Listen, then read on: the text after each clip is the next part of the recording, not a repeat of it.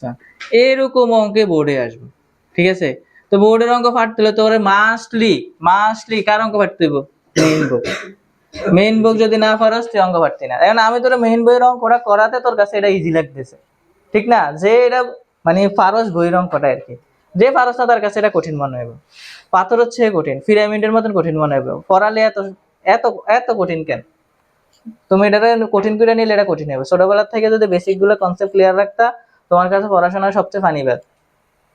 কারণ এখানে আমি অঙ্ক করছি যোগফল বিয়োগফল ছাড়া কিচ্ছুই করি নাই। আমি কি নতুন কোনো কিছু আনছি?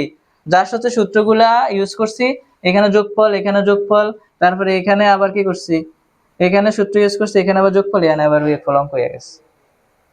তো তুমি জাস্ট সূত্রগুলো জানতে হইব, আর অঙ্কগুলো বেশি বেশি প্র্যাকটিস করতে হইব।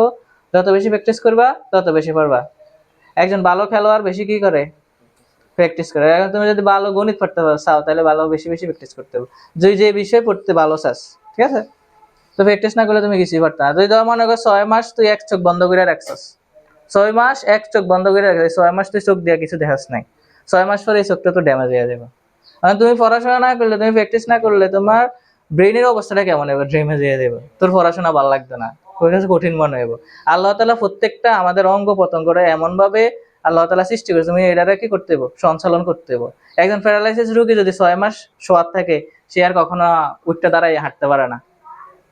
টানা 6 মাস প্যারালাইসিস রোগী যখন শোয়ার থাকবো, সে দ্বিতীয় 6 মাস পরে সে দ্বিতীয়বার উঠে দাঁড়ায় হাঁটতেই পারতো না।